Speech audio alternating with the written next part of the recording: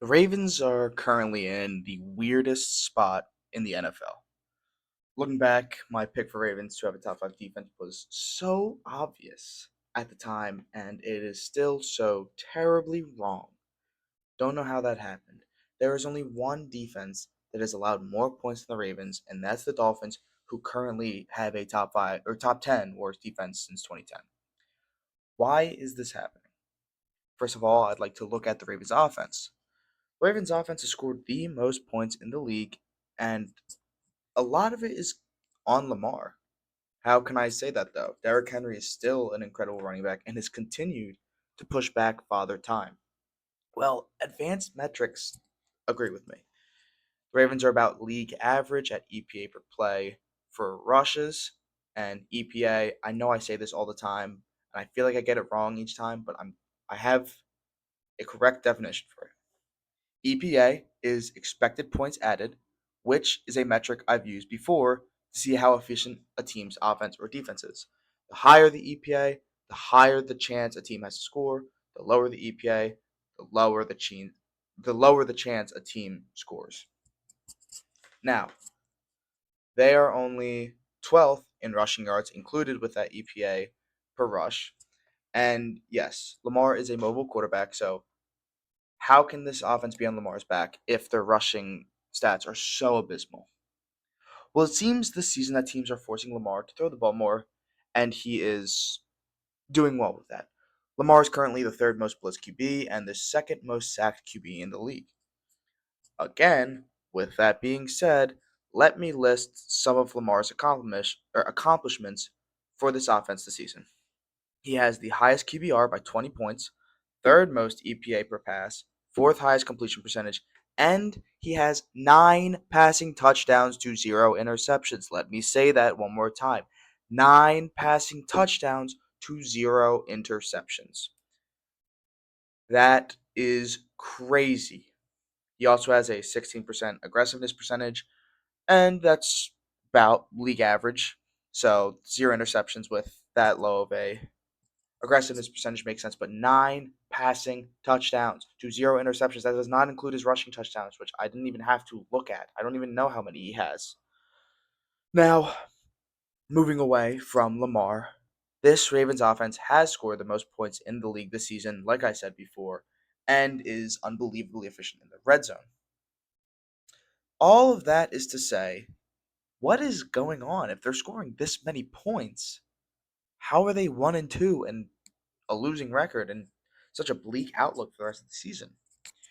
The Ravens defense is horrid, putting up some of the worst advanced metrics I've seen this season, excluding the Dolphins. They allow the fourth most EPA per play, so teams are going to score more on them. Fifth most pass yards, third most rush yards, third lowest sack percentage, seventh lowest interception percentage, third most and the third most success percentage allowed. So basically, success percentage is a very easy metric to track. Did you get 50% of the yards on first down, 70% of the yards on second down, or 100% of the yards on third and fourth? Wherever the yard is, whatever the down and distance is, if it's first and 8, you need 4 yards. If it's second and 10, you need 7 yards. If it's third down, you need however many yards to get a first down. And that is your success percentage. If you could do that, your success percentage goes up. If you don't do that, your success percentage goes down. Now, this Ravens defense is missing two defensive starters. Kyle Van Noy and Namdi Adebuike, I think that's how you say his name, are both out. And Namdi Adebuike is one of the best D tackles in the league. He could slow down some of this rushing offense. He could add to the sack percentage.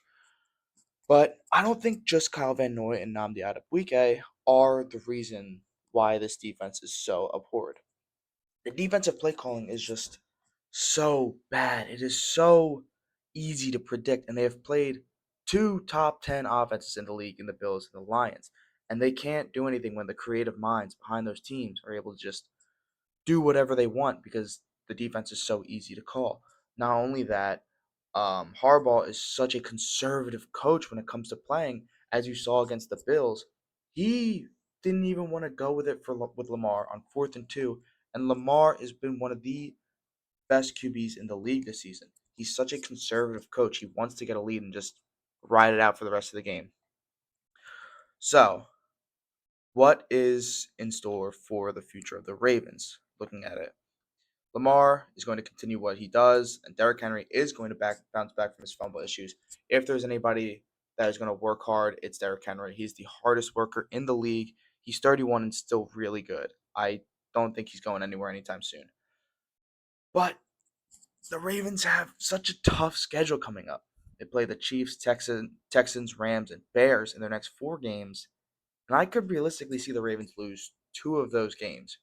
Chiefs and Rams have great offenses right now, while the Chiefs don't have any receivers to throw to. They will have Rashee Rice and Xavier Worthy back for that game, I believe. And the Ravens' cornerbacks haven't been very good. Marlon Humphrey and Jair Alexander have both been Swiss cheese when it comes to offense. They were allowing the Bills receivers to do whatever they want, whenever they want, however they want.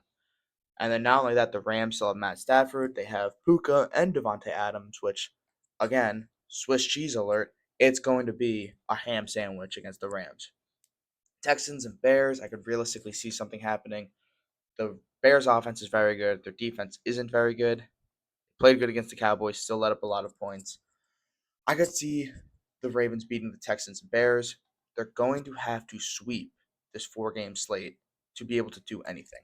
Kyle Hamilton is still proving why he's such an incredible player. His impact is going to be huge in these games. If he's the vocal leader on that team. Not only that, they still have Roquan Smith, one of the best linebackers in the league. They could have a chance to turn things around. It is just every other player. They have 3 stars on that defense: Kyle Hamilton, Roquan Smith, and Nnamdi Adebawike. Other than that, they don't have anything, and they're going to have those players step up if they want a chance at doing anything later on in this season. And looking at the outlook past those games, which let me look at the schedule real quick. It's Dolphins and then Vikings.